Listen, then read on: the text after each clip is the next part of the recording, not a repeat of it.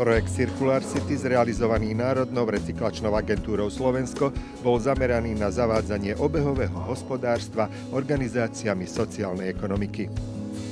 Nepáčili sa nám projekty postavené na SROčkách, individuálnych podnikateľov a podobne, pretože chceme dať šancu väčšiemu počtu ľudí. Praktickým výsledkom projektu Circular City je zapojenie nízko kvalifikovanej a spoločensky znevýhodnenej pracovnej sily ako súčasných a budúcich klientov sociálnych podnikov s cieľom zrýchliť globálnu zelenú transformáciu. Projekt zahrnul vzdelávacie materiály do podoby Living Lab, vzdelávanie v 3 krokoch.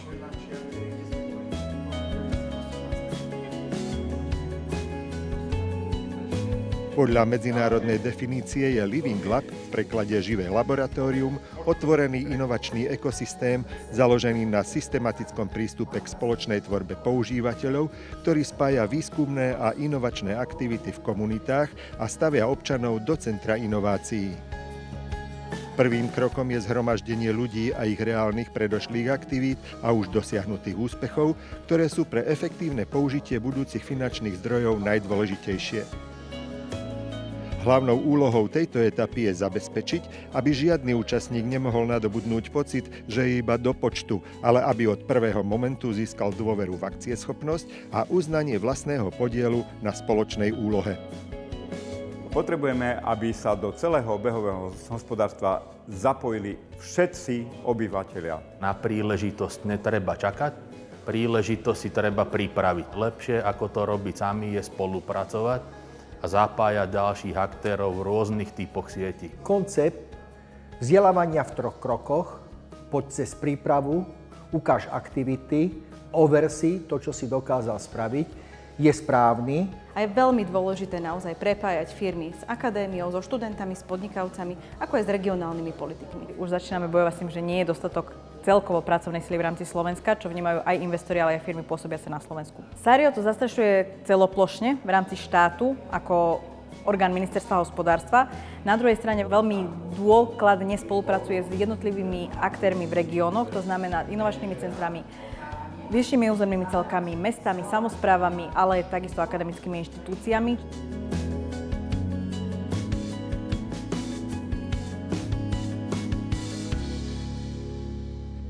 Living Lab musí byť postavený na makro, mezo a mikroúrovni jeho vnútornej logiky tak, aby došlo k synergii medzi jednotlivými účastníkmi, a to na základe spoločne dohodnutých znakov stability a harmonizácie výsledku, pridanej hodnoty a kultúry spolupráce. V druhom kroku úvodu do Living Labovania je kľúčové vytvoriť priestor pre prúdenie inovačných myšlienok bez monopolizácie výsledku ktorýmkoľvek účastníkom. Každý z vás má možnosť byť učiteľom informálneho, nelineárneho vzdelávania. Mizivý počet týchto klastrov sú regionálne a práve tak ako my, ako regionálny klaster, máme práve ten väčší potenciál rozvoja toho regiónu prepájaním rôznych tých aktérov a dokonca spájaním aj jednotlivých klastrov. Jeden z pomerne veľkých projektov, ktorý teraz vzniká na podnet klastra, je spolupráca samospráv v oblasti odpadového hospodárstva. Asociácia výrobcov a recyklátorov textilu je združenie, ktoré si kladie za cieľ zaviesť funkčné obehové hospodárstvo v oblasti nakladania s textilom. Máme v meste Prešov 3 kontajnery zberné a do konca roka by sme chceli mať 27 kontajnerov v rámci mesta.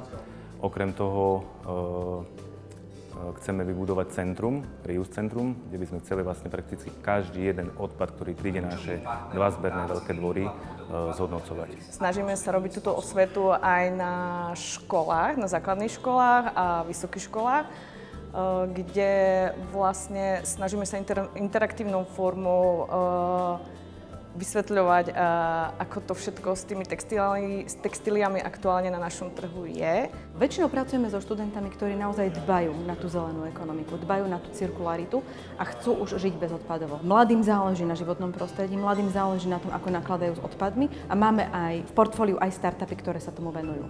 Sú to startupy zamerané napríklad na spracovanie vlny merino, máme startupy zamerané na odpadové hospodárstvo, na udržateľné obedové krabičky, ktoré sú rozložené využiteľné a kompostovateľné. Keď chceme urobiť zmenu spoločnosti, tak musíme najprv zistiť, že čo je zlé, analyzovať, urobiť si nejaké štatistické prieskumy a to vedia tí študenti s tým pomáhať. Technická univerzita vo Zvolene aj vďaka spolupráci s NARou má pripravený ďalší projekt, ktorý kombinuje fitoregeneráciu prostredia prostredníctvom konope siatej. Okolo konopného klastra je sieť v ňom alebo okolo neho kompetentných partnerov, ktorí ten biocirkulárny model sú schopní uskutočniť.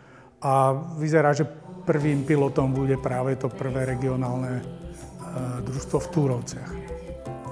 Tento priestor momentálne potrebujeme využiť ako doškolovacie stredisko, ako centrum obehového hospodárstva, kde sa budú môcť prísť praktickým ukážkam naučiť študenti z gymnázií, stredných škôl, ale samozrejme aj samosprávy, ktoré budú mať záujem a ktoré budú chcieť ísť podľa nášho modelu pri vzniku sociálnych podnikov. Koncept vzdelávania v 3 krokoch, aplikácie Living Labu podľa RIS 3 a koncept regionálnych centier na územnej samospráve je naozaj akceptovaný v Španielsku, Taliansku, Poľsku, Českej republike a dokonca aj v Dunajskom regióne sa k nám pridávajú Srbi.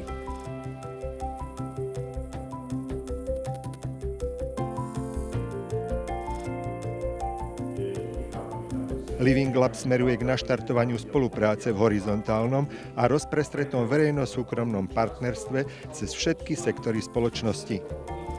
Kultúra otvorenej komunikácie postupne sama vytvorí prostredie, v ktorom si každý účastník na základe predošlej praxe dokáže určiť hranice efektívnej spolupráce s praktickým výsledkom. Zároveň otestuje schopnosť účastníkov Living Labu robiť strategické rozhodnutia vo veci riadenia spojeného s definovaním udržateľného biznis modelu pre programový projekt. Teda projekt projektov, ktorý má byť výsledkom spoločnej iniciatívy vzniknutej v inkubátore živého laboratória. Zakladá sa nová samosprávna odpadová spoločnosť, a budeme radi, keď klaster bude môcť priniesť určité know-how do rozvoja tejto spoločnosti.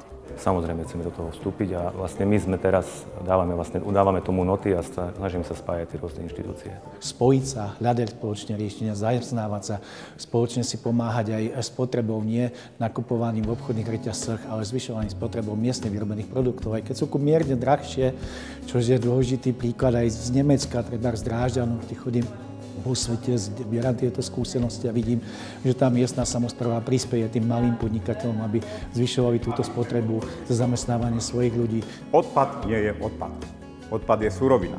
To znamená, ako náhle uvažujeme o odpade ako o surovine, vieme uvažovať o produktoch, ktoré z danej suroviny je možné vyrobiť na základe súčasných znalostí a technologických možností. A v konečnom dôsledku potom už nehovoríme o odpade, ale hovoríme o produkte a musíme sa zamerať hlavne na to, ako ten produkt dostať do povedomia, ako ho dostať na trh. Cítime nedostatok ľudí, ktorí sa venujú vzdelávaniu týchto zamestnancov a katalóg takýchto príležitostí by bol pre nás ďalším bodom, aby sme zlepšili zamestnanosť v regiónoch a tým aj rozvoj toho regiónu a nastavili tak ekonomiku, ktorá bude slúžiť celej spoločnosti. Obehové hospodárstvo sa chápe ako výzva pre technologické zlepšovanie výrobkov tak, aby boli menej škodlivé pre životné prostredie. Avšak do riešenia globálneho problému klimatickej krízy a konkrétne využívania zdrojov, ktoré sme si v lineárnej ekonomike vyťaž surovinu, vyrob výrobok, chvíľu ho používaj a vyhoď ho do smetí, pyšne zvykli nazývať odpad, musia byť zapojení všetci obyvatelia planéty. Koncept siete regionálnych centier obehového hospodárstva predstavuje priestor pre aplikačnú prax, teda posilnenie sociálno-ekonomicko-environmentálneho rozvoja a tým budovania odolných a udržateľných komunít. Nie je to otázka toho, musím, ale spoločne chcem tvoriť. Na princípe nikto nemá všetko, ale kolaboráciou dosiahneš spoločný cieľ, vzájomnú pomoc, spoluprácu, ale najmä spoločnú zodpovednosť.